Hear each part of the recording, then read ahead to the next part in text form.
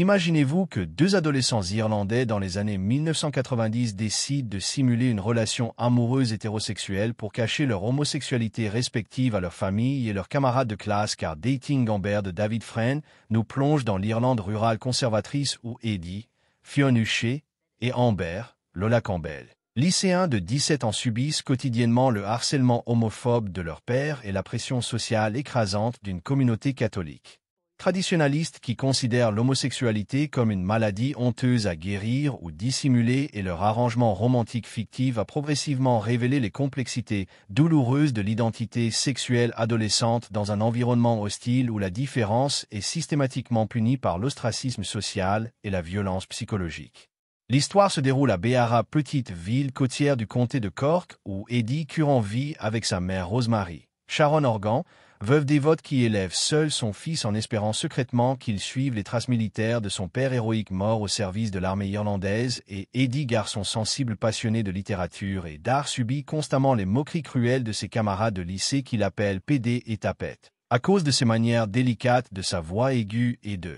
son désintérêt total pour le football et les conversations machistes typiquement irlandaises, et cette persécution quotidienne le pousse à développer des stratégies d'évitement sophistiquées pour échapper aux agressions physiques et verbales, mais il ne peut pas échapper à sa propre angoisse existentielle concernant sa sexualité qu'il refuse obstinément d'accepter par peur de décevoir sa mère et de confirmer les suspicions de ses bourreaux. Amber MC Louglin, rebelle à assumer, aux cheveux colorés et aux vêtements provoquants, vit avec son père Eddie, sœur alcoolique chronique, qui la néglige émotionnellement depuis la mort de sa femme, et cette adolescente extravertie compense l'absence d'amour parental par une sexualité affichée et des comportements scandaleux qui choquent la morale catholique locale, mais cachent en réalité une profonde solitude, car elle aussi découvre progressivement son attirance pour les femmes tout en refusant de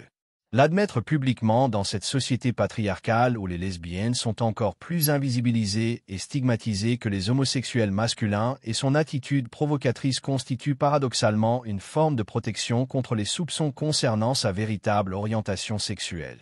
La rencontre décisive entre Eddie et Amber se produit lors d'une soirée lycéenne, où Eddie subit une humiliation publique particulièrement cruelle quand ses camarades découvrent ses poèmes secrets dans son casier et les lisent à voix haute en se moquant de leur sensibilité romantique qu'ils interprètent comme une preuve définitive de son homosexualité, et Amber, témoin de cette scène de harcèlement collectif, intervient spontanément pour défendre Eddie car elle reconnaît en lui un autre paria social, et cette solidarité inattendue marque le début de leur amitié complice basée sur leur marginalisation commune et leur besoin mutuel de protection contre l'hostilité de leur environnement social.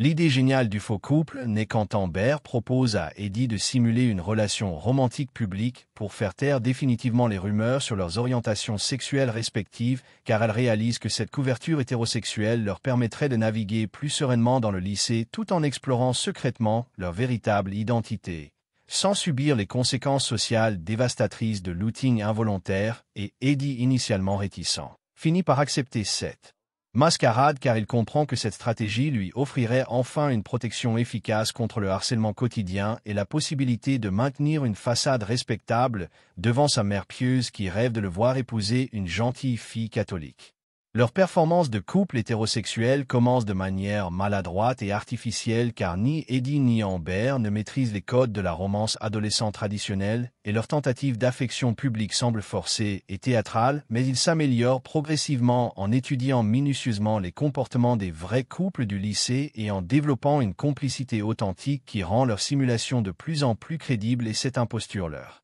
apporte effectivement le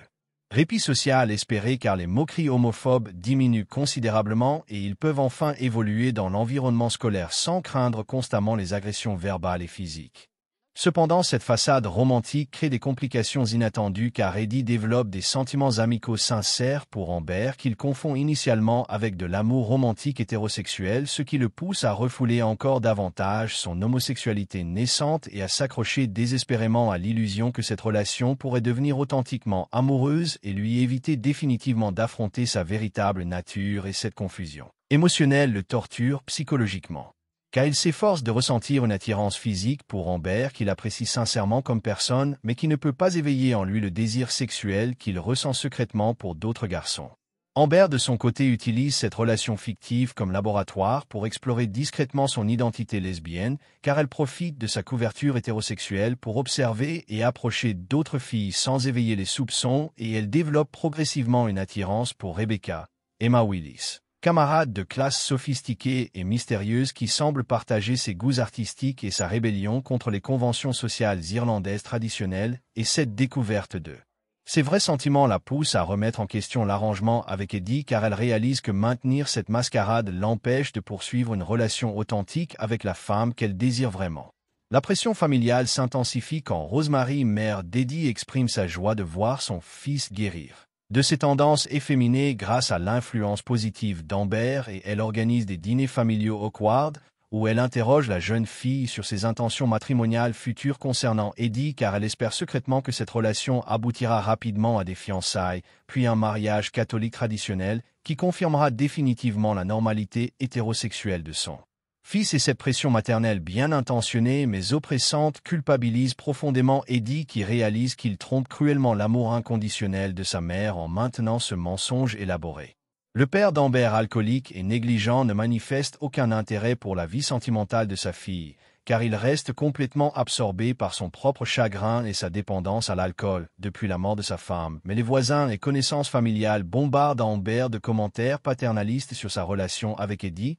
car ils considèrent que ce garçon bien élevé pourrait avoir une influence moralisatrice positive sur cette jeune rebelle aux mœurs douteuses, et cette approbation sociale hypocrite irrite profondément Amber, qui réalise que la société irlandaise accepte facilement les femmes uniquement quand elles se conforment aux attentes hétéropatriarcales traditionnelles. La crise éclate quand Eddie découvre qu'Amber entretient secrètement une relation romantique avec Rebecca, car cette révélation lui fait comprendre brutalement que leur arrangement était purement utilitaire pour Amber, qui n'a jamais éprouvé pour lui la moindre attirance romantique réelle, et cette réalisation douloureuse force Eddie à affronter enfin sa propre homosexualité, qui ne peut plus nier ou refouler, car il réalise que son incapacité à désirer physiquement Amber, malgré son affection sincère, révèle définitivement sa véritable orientation sexuelle, et cette acceptation progressive s'accompagne d'une terreur existentielle concernant les conséquences sociales et familiales de cette révélation. Simultanément, Amber lutte contre sa propre peur de l'authenticité, car sa relation naissante avec Rebecca lui apporte un bonheur et un épanouissement sexuel qu'elle n'avait jamais connu auparavant, mais elle redoute les conséquences sociales catastrophiques de l'outing public dans une société irlandaise encore profondément homophobe, où les lesbiennes subissent une double discrimination en tant que femmes et minorités sexuelles, et elle hésite entre maintenir sa couverture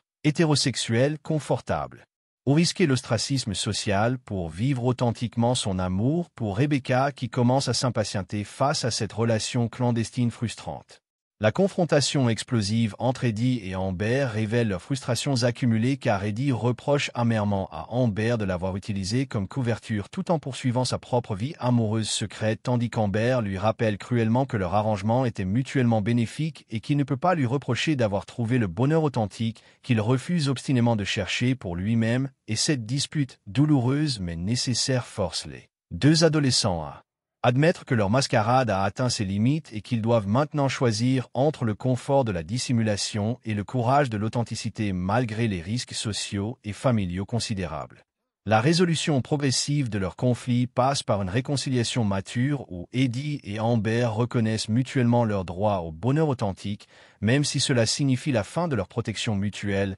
et Eddie trouve enfin le courage d'accepter son homosexualité en développant une attirance pour un camarade de classe artistique qui partage ses goûts littéraires et sa sensibilité esthétique, tandis qu'Amber assume progressivement sa relation avec Rebecca malgré les regards désapprobateurs et les chuchotements malveillants de leur entourage social conservateur. L'épilogue optimiste mais réaliste montre les deux protagonistes qui ont trouvé un équilibre précaire entre authenticité personnelle et adaptation sociale, car ils continuent de faire face aux préjugés et discriminations de leur environnement irlandais traditionnel, mais ils ont développé une résilience émotionnelle qui leur permet de résister aux pressions conformistes tout en préservant leur santé mentale et leur estime de soi et leur amitié durable née d'eux. Cette expérience commune de dissimulation et révélation témoignent de la possibilité de relations authentiques basées sur l'acceptation mutuelle des différences sexuelles dans une société encore largement hostile. Le message universel de Dating Amber explore les complexités de l'identité sexuelle adolescente dans des environnements sociaux oppressifs, car le film démontre comment les jeunes LGBTQ+ développent des stratégies de survie créatives pour naviguer dans des communautés hostiles tout en préservant leur authenticité personnelle, et il suggère que la véritable libération nécessite à la fois le courage individuel d'accepter sa propre nature et la solidarité collective des minorités sexuelles qui se soutiennent mutuellement face aux discriminations systémiques et que l'amour authentique, qu'il soit homosexuel ou hétérosexuel, mérite d'être célébré et protégé contre l'intolérance religieuse et sociale.